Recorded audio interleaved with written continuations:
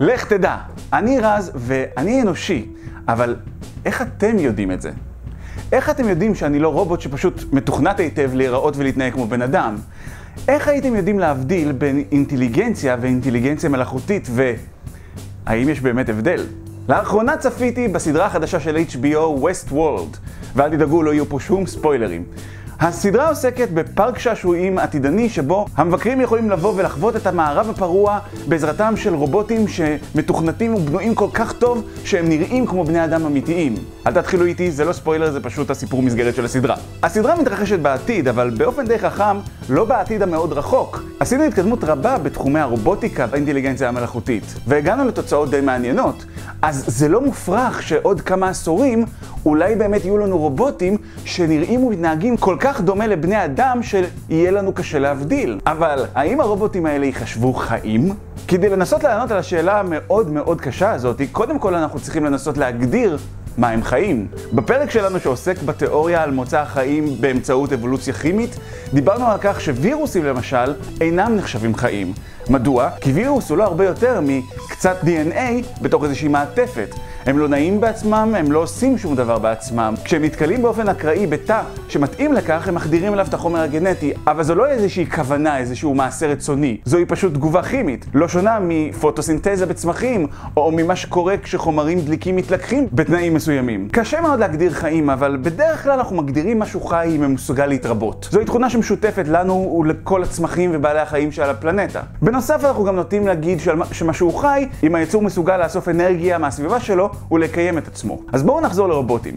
בואו נגיד שאנחנו בונים מין של רובוטים שמסוגל בעצמו לייצר עוד מבני מינם, וכל הרובוטים האלה גם מצוידים בפאנלים סולאריים, וככה הם מסוגלים לקיים את עצמם פשוט מהאנרגיה של השמש, ממש כמו צמחים. אז הנה, הם מתרבים והם מסוגלים להמיר חומרים מהסביבה ולקיים את עצמם. האם הם חיים? בהגדרה הכי פשטנית אנחנו נהיה חייבים להגיד שכן, יצרנו פה יצור חי.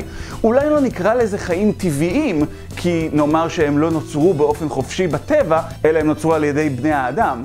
אבל אז נצטרך להסביר למה יצור שנוצר על ידי בני האדם לא ייחשב למשהו טבעי, וזאת תהיה כבר בעיה הרבה יותר חמורה.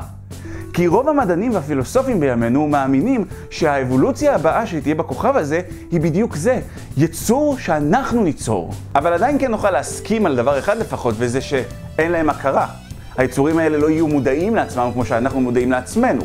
האם נוכל בעתיד ליצור אינטליגנציה מלאכותית אמיתית? רובוט שמודע לעצמו ויש לו רצון חופשי? בסרטי מדע בדיוני זה בדרך כלל הכוונה כשאומרים לנו אינטליגנציה מלאכותית. ושם בדרך כלל לא אומרים לנו איך בדיוק האינטליגנציה המלאכותית הזאת הופיעה. בסרטים כמו המטריקס או שליחות קטלנית, תמיד נאמר לנו שאחרי זמן מסוים המחשב פשוט נהיה מודע לעצמו. פשוט אחרי תקופה של למידה. אולי אנחנו מספרים את הסיפור הזה ככה, כי ככה אנחנו חווים באמת את ההכרה שלנו. כשבני אדם חושבים לאחור, אנחנו לא מצליחים לזכור את עצמנו לפני גיל 4 או 3. ואז זה מרגיש כאילו פתאום ביום אחד התעוררנו לעולם. והסיבה לתחושה הזאת היא שהמוח האנושי יוצא מהרחם לא מוכן עדיין. המוח האנושי כל הזמן מתפתח בשנותיו הראשונות של הילד. אגב, הוא ממשיך להתפתח גם בשנות ה-10, למעשה הוא ממשיך להתפתח עד בערך גיל 20. אבל בשנותיו הראשונות של הילד, חלקים שאמורים ליצור את תחושת ההכרה ולצבור זיכרונות עדיין לא קיימים. המוח עדיין מתפתח. למעשה, ניסויים הראו בעבר כבר איך באמת ילדים בגיל מאוד צעיר תופסים את העולם ללא תחושת אני. בעיקרון, כמו ששימפנזות למשל תופסות את העולם. למשל, קיים ניסוי פסיכולוגי מפורסם שנקרא The End Sally Test. ולצופיי העבריים אנחנו נגייר אותו ונקרא לו ניסוי רותי וחנה. והוא הולך ככה. מציגים בפני הילד שתי דמויות, רותי וחנה. לרותי יש עוגיה. היא מניחה אותה במגירה ויוצאת מהחדר. כשהיא מחוץ לחדר, חנה מוציאה את העוגיה מהמגירה ומחביאה אותה בקופסה. עכשיו שאלו את הילד, כשרותי תשוב, היכן היא תחפש את העוגיה שלה? ילדים בגיל 2 עד 3 בדרך כלל עונים שבקופסה.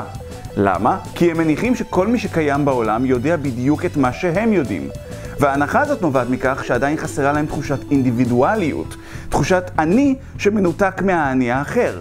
רק מגיל 4 בערך, ילדים מתחילים לענות שרותי תחפש את העוגיה במגירה, כי היא לא הייתה בחדר, ורק בגיל הזה הם מבינים שרותי לא נחשפה למידע שהם נחשפו אליו, שיש הבדל בינם ובין אנשים אחרים שמחלסים את העולם. בתיאור של הסרטון הזה אני אשאיר לכם לינק לסרטון שמראה את הניסוי הזה בפעולה, וזה באמת צפייה מרתקת. אנחנו לא יודעים עדיין איך המוח יוצר את חוויית ההכרה, זה מסתורין מאוד גדול.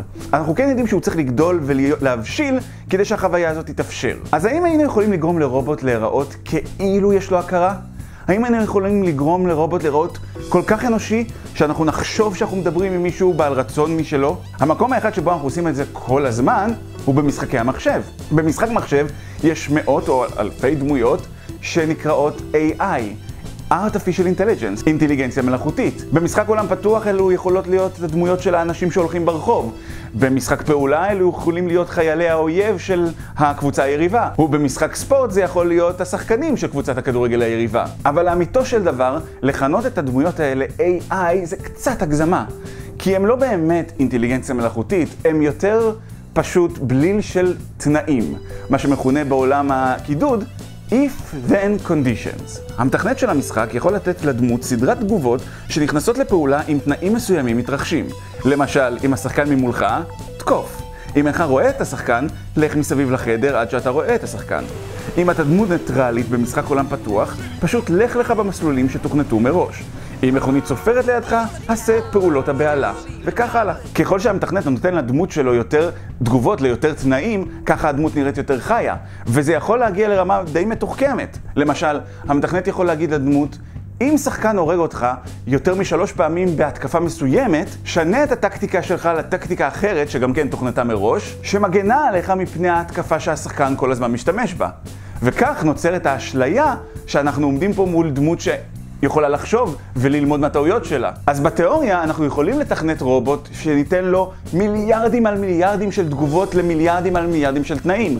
והרובוט הזה ייראה לנו מאוד חי. הוא יוכל להבין בדיחות, לצחוק, לבכות, להיעלב, לחוש כאב. וכל הבאות הרגש האלה יהיו מזויפות לחלוטין, פשוט קוד בתוכנה שאומר למחשב להתנהג בצורה מסוימת בהתאם לתנאים מסוימים. אז איך אנחנו יודעים שבעלי חיים למשל לא עובדים בדיוק ככה? אבל חמור מכך, איך אנחנו יודעים שאנחנו לא? אנחנו מרגישים לעצמנו מאוד אמיתיים, אבל איך אנחנו יודעים שזה בהכרח המצב? מה שיוצר אדם, מה שנותן לנו תחושת השלמות שלנו, זה מיליונים של תהליכים במוח. ואפילו אם תהליך אחד נפגם, דברים שאנחנו לוקחים כמובנים מאליהם, יכולים ללכת לנו לאיבוד. סוציופטים למשל סובלים מבעיה שלא מאפשרת להם להזדהות עם האחר. הם לא מנסים להיות קרי לב, המוח שלהם פשוט לא מאבד את רגש ההזדהות באופן נורמלי, שזהו רגש אגב חיוני לחיי החברתית. ויש מקרים שבהם הפגם הוא הרבה יותר מוזר, ויש שאומרו גם הרבה יותר טרגי. למשל, יש אנשים שלא מסוגלים לשמוע מוזיקה. המוח האנושי מסוגל לאבד תבנית חוזרת של צלילים לחוויית המוזיקה, אבל אם החלק במוח שאחראי לתפקוד הזה נפגם, אז לאנשים האלה מוזיקה נשמעת כמו רעש. וכמו שראינו בפרק שלנו על המוח וההכרה, במוחות חצויים יכולות להתקיים שתי תודעות, וההכרה שנמצאת בצד השמאלי של המוח לא תהיה מודעת לסיבות שבגללה הצד הימני עשה את ההחלטות שלו, ואילו הצד הימני יכול לעשות את ההחלטות מבלי צורך בכלל בהכרה. האם ייתכן שאנחנו באמת לא הרבה יותר ממכונות בשר מתוחכמות? מחשבה קצת מדכאת. אבל אולי בעתיד כשנפתור את חידת ההכרה זה ישפוך לנו אור על השאלה הזאת. ואולי באמת המין הבא שהכוכב הזה יהיה מין פרי המצאתנו, פרי הדמיון, הגאוניות, יכולת האלתור והסקרנות של המין האנושי. לך תדע.